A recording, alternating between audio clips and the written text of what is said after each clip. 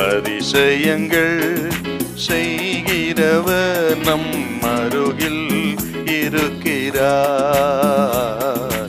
அற்புதங்கள் செய்கிறவர் என்றும் நமக்குள் வசிக்கிறார். மத்தேயு 14:18 வாசிங்க பார்க்கலாம். அவைகளை என்னிடத்தில் கொண்டு வாருங்கள் என்றார். அந்த கொஞ்சத்தை என்னிடத்திலே கொண்டு வாருங்கள், அந்த கொஞ்சத்தை நான் அற்புதமாய் மாற்றி காட்டுகிறேன் என்று ஆண்டவர் சவால் விட்டு சொன்ன ஒரு வார்த்தை. அவைகளை என்னிடத்திலே கொண்டு வாருங்கள்.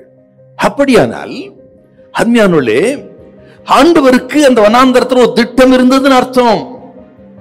இன்றைக்கு இது கேட்கிற உங்களை பார்த்து ஆண்டவர் சொல்லுகிறார், வெறுமையா இருக்கலாம், வனாந்தரமா இருக்கலாம், கைவிடப்பட்ட நிலைமையா இருக்கலாம், எதிர்காலம் கேள்விக்குறியா இருக்கலாம், எல்லாம் சூன்யமயமா இருக்கலாம். கர்த்தர் சொல்லுகிறார், உங்களை குறித்து தேவனுக்கு ஒரு திட்டம் இருக்கிறது.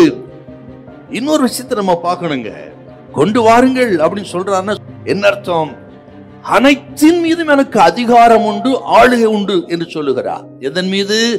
இந்த வனாந்தரத்தின் மீது, இந்த வெறுமையின் மீது, திரளான பிரச்சனைகள் மீது, தேவையுள்ள மக்கள் மீது, வெகு நேரமாகிவிட்டதே அந்த நேரத்தின் மீது, காலத்தின் மீது, எல்லாவற்றின் மீதும் எனக்கு அதிகாரம் உண்டு, ஆளுகை உண்டு.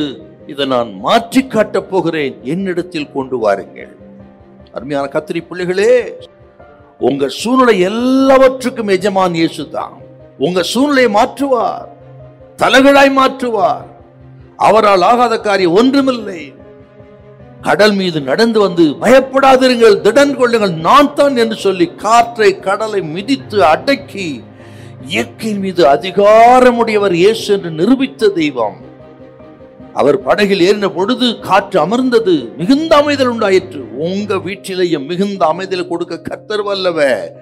உங்கள் வீட்டின் மீது, உங்கள் பிரச்சனை மீது, தேவை மீது அவருக்கு ஆளுகை அதிகாரம் உண்டு. கர்த்தர் சொல்ற, என்னிடத்தில் கொண்டு வாருங்கள்.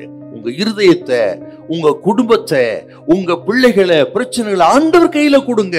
அவர் ஆளுகை செய்வார், அவர் திட்டம் நிறைவேறும், அங்கே அற்புதம் நடக்கும். முடியாததை முடியும்படி செய்ய கர்த்தரவில்லை. இன்னும் சொல்கிறேன், உங்களால முடிஞ்சதை நீங்க செய்யுங்க, முடியாததை கர்த்தர் பார்த்து கொள்வார்.